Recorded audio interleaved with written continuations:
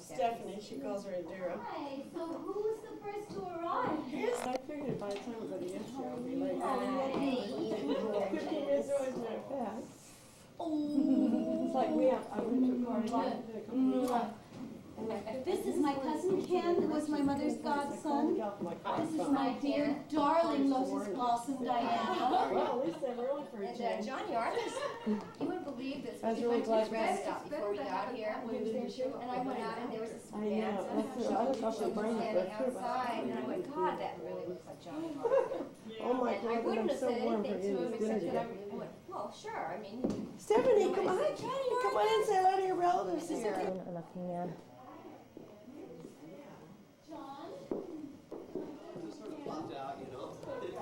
And Ian Christopher. Hey Ian, put it there, pal.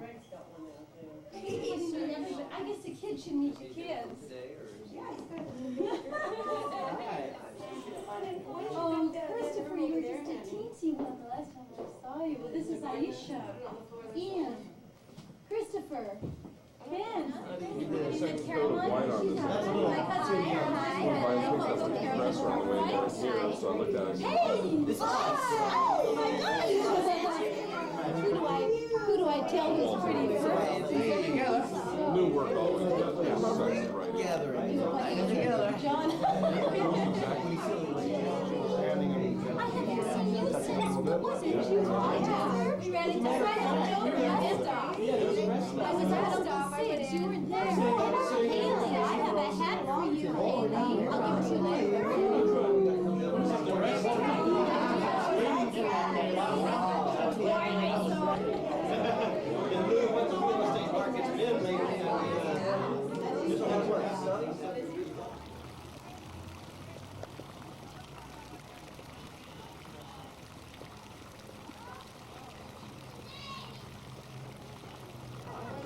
Come on. We're gonna go inside. Give me that thing. Rob, give me that thing. Rob.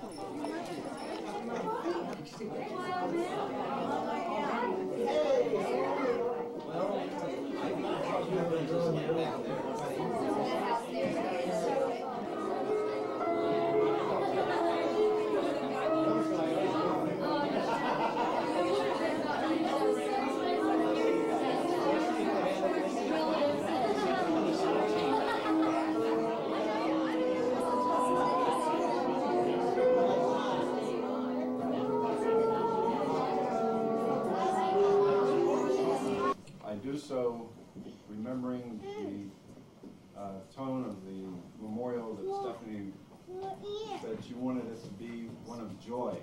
And as we remember the spirit of a dearly departed one, we know that one of the scriptures that St. Paul has written to the Christians of the early church and also to us is from the 5th chapter of Galatians, the 23rd verse.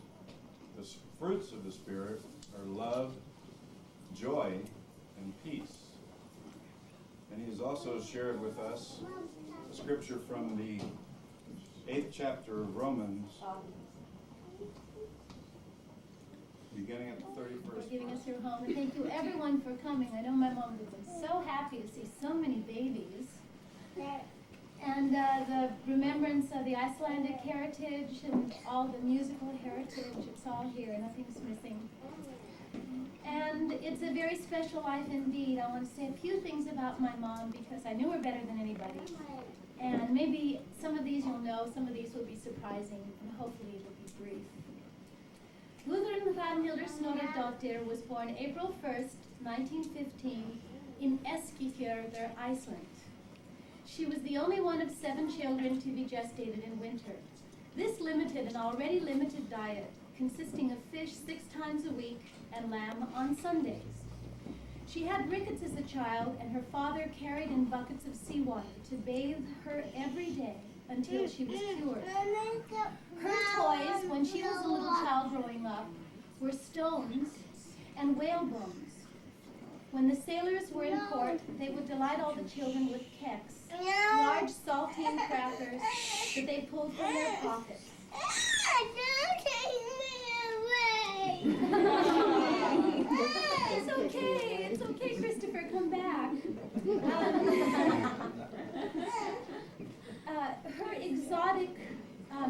Her exotic dark beauty, what prompted some of her children friends to call her a beautiful one, Adella. And so her name from childhood on was always Adella.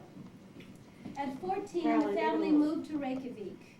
This beautiful sparkling stone house, which was very modern for its time, still stands today in the historic district of Reykjavik, facing the lake. Adella was better suited for sainthood than womanhood. She was always the one of the 7 children serving others, staying home or spending the summers with maiden aunts Maga and Stena, who treated her like Cinderella. But she was a celebrated beauty. Many paintings and poems were created in her honor. Her Aunt Runa was an exquisite seamstress who made her outfits. She was proposed to by a British lord, a Greek shipping magnate, and the town Casanova, and she married my father, Kjartan Loren Cristopherson, a Canadian-born Western Icelander. He had become an American GI in the Counterintelligence Corps, and they married in Reykjavik. He went on to the D-Day invasion in Europe. That same day, my mother had her first nervous breakdown back in Iceland. But when the war was over, she traveled as a war bride by boat to Ellis Island and then by train to San Francisco. I suspect that she had culture shock, though the term didn't exist then. But soon, with the support system of Lauren and her new family, she had a wonderful couple of decades where she raised me devotedly and kept a nurturing home for all my friends, neighbors, kids, animals, plants. She was a woman with a green thumb, a gourmet cook, an artist, and a musician. All of my best friends have stories of her, humorous quotes. I think every guy I ever dated did impressions of her. They all have memories of her parties and her laughing green eyes. And though she struggled with an extremely sensitive nature, she maintained a loving attitude in the face of hardship. She often said she felt like an uprooted tree, and indeed from her 50th year on, she was to move continually, always at Lauren's side, but never really in one home for long. Happily, she saw me growing artistically. She called my pieces perfect little puzzles. She had a few fantastic years with Casey. They were 2 totally joyful peas in a pod, and they would giggle and box. Mostly he would box her. She loved it. Now he boxes Doug. And they would leap up and down and dance together, many times each day. When he was 3, I asked him what he wanted to be when he grew up. He said, a dancer. At 4, a builder. At 5, an artist. At 6, a scientist, and so on. But she started him with dancing.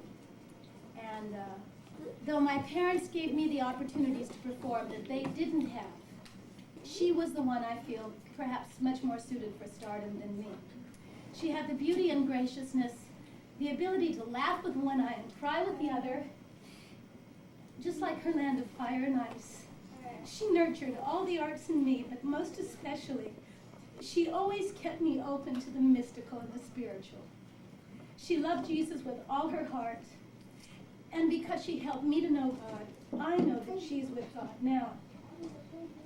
Adella was really too sensitive for this world, but in her feistier moments, she would always say, well, after all, I am a human being and a woman.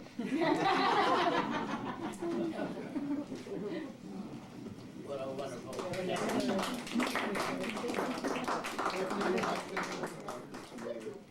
Anyway, she says, we have to stop. We don't have to, but we'd like to stop and see Adella. So we went to this beautiful restaurant. It was absolutely fabulous. Yeah. And it had replaced an older one, and we went in to see her. I didn't know Adella too well, but we had our moments. I used to visit them, and towards the last 2 years I spent with her, I finally went over to her and I said, Adella, please don't pout. Just spit it out. If you're mad at me, just spit it out. Just get it out of you. And she says, well, I'm really angry with you. But that's it, Adella, that's great. And she just perked right up, and it was so funny to see her, just come out of that little shell and feel like she really fought back, But I'd like to pay tribute to Indira, and to the daughters of the world who do take care of their mothers, and she did a great job. And and not even understanding, you know, the problem that she had, and finding later that it was Alzheimer's, and really working through her. And I think that we should acknowledge the love that the daughter has given the mother as well.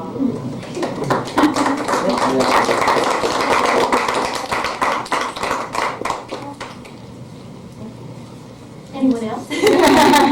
Oh, good.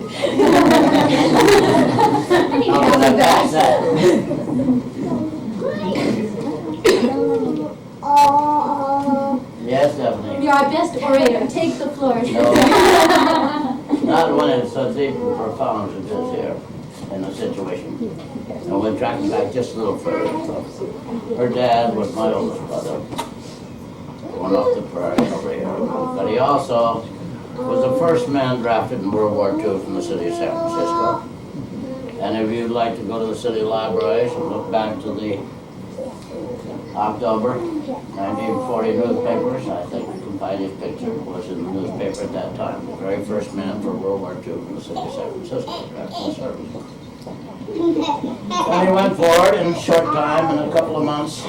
He took his training and went right home to his mother in Iceland from Washington, from Maryland, where he was studying to go in counterintelligence. He went undercover to Iceland, where he spent a couple of years living on the boats and stuff, and had a wonderful experience meeting Adella before he transferred to Scotland and went into Europe on D-Day. But this was really a wonderful combination.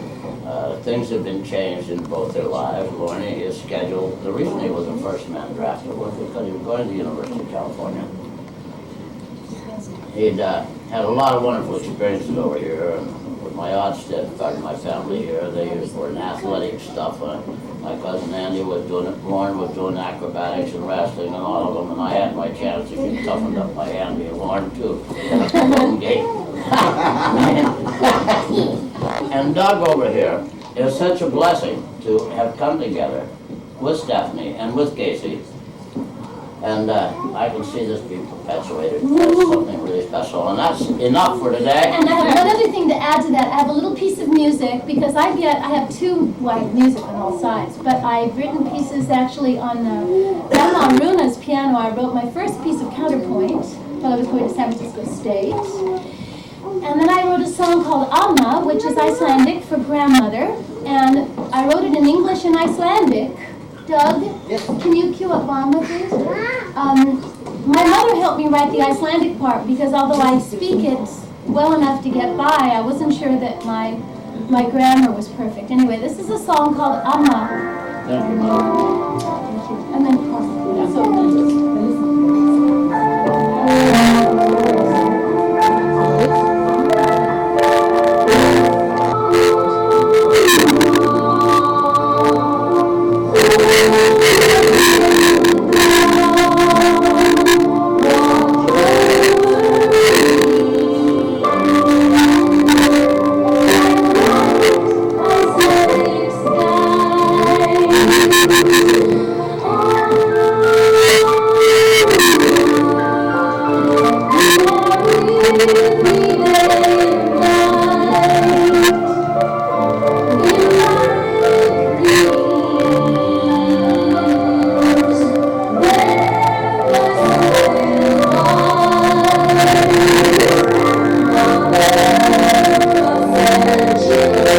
Yeah.